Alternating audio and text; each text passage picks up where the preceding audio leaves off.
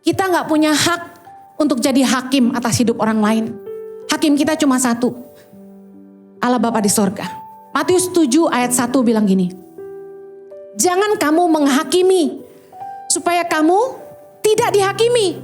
Karena dengan penghakiman yang kamu pakai untuk menghakimi, kamu akan dihakimi. Dan ukuran yang kamu pakai untuk mengukur akan diukurkan kepadamu. Saya mau tanya, berapa banyak jemaat Tuhan di sini yang ingin diampuni oleh Bapa di sorga?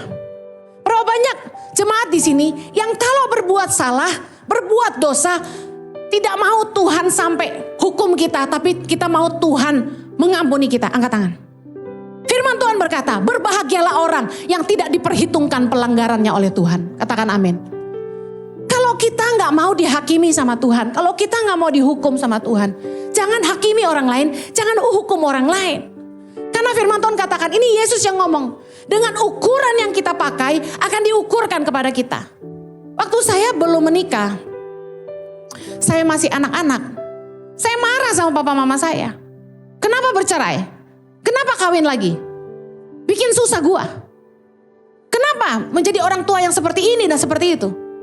Tapi setelah saya menjalani pernikahan, saya mulai mengerti bahwa pernikahan itu tidak semudah ceritanya. Banyak yang komen di Instagram, teori begitu mudah diucapkan, tidak semudah menjalaninya. Makanya saya gak pernah menghakimi orang yang bercerai. Kenapa? Gak gampang. Kalau bukan kasih karunia Tuhan, dan kalau bukan karena mempertahankan nama baik dan nama Tuhan, kami pun sudah bercerai. Saya kasih tahu ya, kalau nggak ada pendeta yang pernah ngaku gini, bohong dia.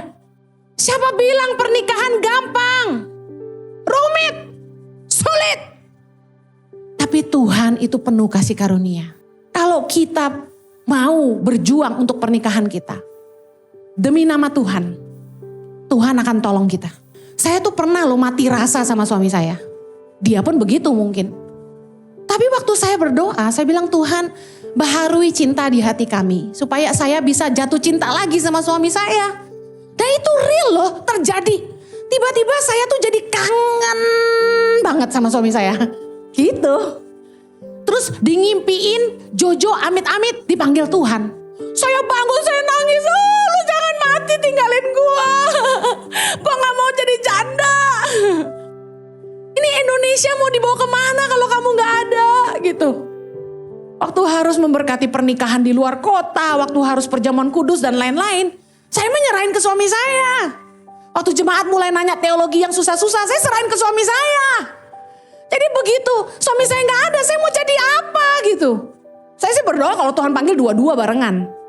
Ya, jangan pakai ukuran apapun untuk ngukur orang lain. Udah deh, urus dirimu sendiri, pastiin lu bener. Ngejalanin firman Tuhan. Rumah tangga sendiri bener. Jangan kepo.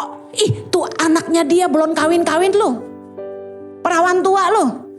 Terus herannya gini ya, kalau udah ada perempuan yang gak nikah-nikah, dicapnya gini.